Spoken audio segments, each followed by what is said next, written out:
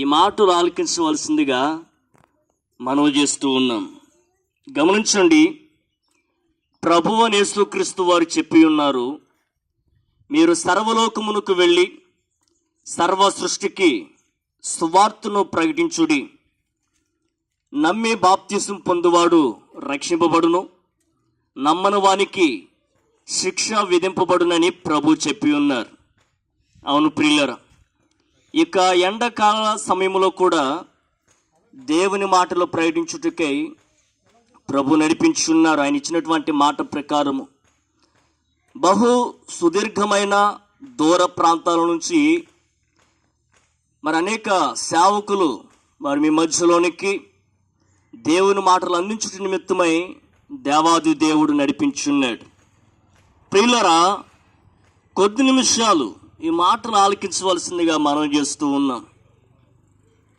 ప్రభువు యేసుక్రీస్తు వారు ఈ విధముగా పిలుస్తూ ఉన్నాడు, ప్రయాసపడి భారమును మోసుకునిచు ఉన్న సమస్త జనులారా, నా యొద్దకు రండి, నేను మీకు విశ్రాంతిని కలుగజేస్తానని దేవుడు పిలుస్తూ ఉన్నాడు. అవును ప్రియులారా, ఈ లోకంలో ప్రతి ఒక్క మానవుడు అనేక రకాలైనటువంటి ప్రయాసలలోనూ అనేక రకాలైనటువంటి భారాలలోనూ నలిగిపోతూ ఉన్నాడు. ఏ ఒక్క మనిషికి, ఏ ఒక్క వ్యక్తికి కూడా విశ్రాంతి అనేది లేదు. నిజమే ప్రియులారా. అయితే మన యొక్క ప్రయాసలను, మన యొక్క భారాలను మోసేది ప్రభువు యేసుక్రీస్తు వారు. మనం ఆయన చెంతకు చేరినట్లయితే ఆయన మనకు విశ్రాంతిని కలుగు చేస్తాడు. అయితే ప్రియులారా, ఈ భౌతికమైనటువంటి ప్రయాసలు, భారాలే కాదు కానీ ప్రతి ఒక్క మానవుడిలోనూ ఆధ్యాత్మికంగా పాపము అనేటువంటి భారాన్ని కలిగి ఉన్నాడు.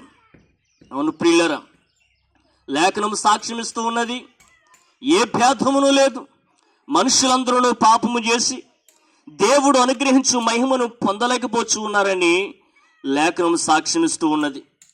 ఇట్టి మానవులు మరణానికి శిక్షకును పాత్రులుగా జీవిస్తూ ఉన్నారని, దేవాది దేవుడు నివాసం చేసేటువంటి ఆ మోక్ష రాజ్యంలోనికి ప్రవేశించలేకపోతూ ఉన్నారని లేఖనాలు సాక్ష్యం ఇస్తూ ఉన్నాయి. అవును ప్రియులారా, ఇక పాపం అనేటువంటి భారం నుంచి మనం విడుదల పొందాలంటే ఏ ఒక్క మానవుడు వల్ల కాదు. ఎందుకంటే ఏ ఒక్క మానవుడు తన ప్రక్కన ఉన్నటువంటి మానవుల్లో ఉన్నటువంటి ఇక పాపాన్ని తీసివేయలేడు. ఎందుకంటే ప్రతి ఒక్క మానవుడు కూడా మరి పాపములో బంధింపబడి ఉన్నాడు, శాపములో బంధింపబడి ఉన్నాడు, జన్మ కర్మ మొదలైనటువంటి పాపాలలో బందీ అయిపోయి ఉన్నాడు. కాబట్టి ప్రియులారా, ఏ భేదమును లేదు, మనుషులందరూ పాపము చేసి దేవుడు అనుగ్రహించి మహిమను పొందలేకపోతున్నారని లేఖనం సాక్ష్యం ఇస్తూ ఉన్నది. ఎందును బట్టి మరి పాపులను రక్షించుటకు క్రీస్తు యేసు లోకమునకు వచ్చి ఉన్నాడు.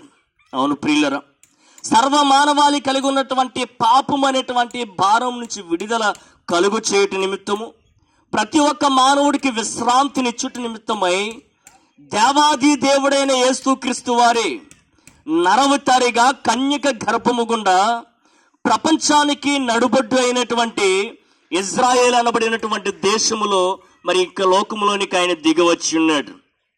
ఆయన 33.5 సంవత్సరాలు జీవించి మానవ అతీతమైనటువంటి ఎన్నో గొప్ప కార్యాలను, అద్భుతాలను, సూచక్రియలను చేసి తనలోని దైవత్వాన్ని ఈ లోకానికి బయలుపరుచున్నాడు. అయితే ప్రియులారా, సర్వ మానవాళిని తమ పాదముల కింద త్రొక్కిపెట్టి ఉంచినటువంటి పాపాన్ని, పాపము ద్వారా వచ్చిన మరణాన్ని యేసుక్రీస్తు వారు పరిహరించుటకును, ఆ యొక్క మరణము నుంచి విడుదల కలుగు చేయుటకును యేసుక్రీస్తు వారే తన్ను తాను పాప ప్రాయశ్చిత్తార్థమైన బలిగాను, అర్పణగాను సిలువలో అర్పింపబడి ఆయన సిలువలో మరణించారు.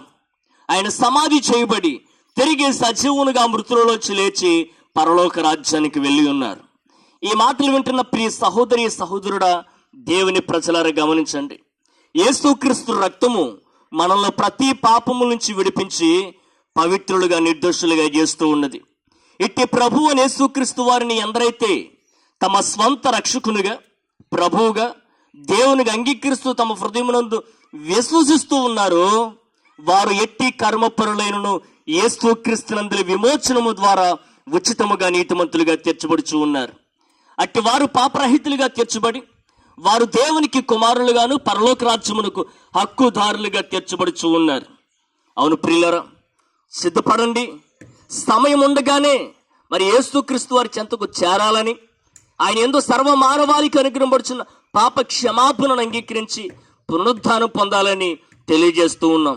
ప్రియులారా గమనించండి, మరి ఇక పాస్టర్స్కి మరి ఏ పని లేకుండా ఇలా వీధుల వెంబడి తిరుగుతూ మరి యేసు ప్రభును నమ్ముకోమని చెప్తారు. వీరికి పని పాట అనుకున్నట్లయితే మీరు ఒకనొక దినమున బహుగా నష్టపోయేటువంటి పరిస్థితి మీ ముందు ఉన్నదని బైబిల్ గ్రంథం తెలియజేస్తూ ఉన్నది. అవును ప్రియులారా, మరి దేవుని రాజ్యములో ఎవరైతే ఆయన యందు విశ్వాసం ఉంచుతారో వారు మాత్రమే నీతిమంతులుగా తీర్చబడుచు ఉన్నారు. వారి యొక్క పాపాలు మాత్రమే క్షమించబడుతూ ఉన్నాయి. అవును ప్రియులారా, మన పాపాలు క్షమించుటకు అధికారం కలిగినటువంటి దేవుడు ఒకే ఒక్కడు, ఆయనే నజరేయుడైన యేసుక్రీస్తు వారు. మన పాపాలు క్షమించడానికి మరి ఆకాశం క్రింద ఏ ఒక్క మానవుడికి మరి అవకాశము లేదు. మన పాపాలు క్షమించే దేవుడు యేసుక్రీస్తు వారు మాత్రమే.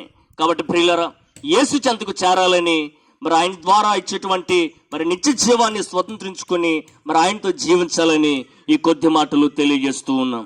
మన ప్రాంతం క్షేమం కొరకు చిన్న ప్రార్థన.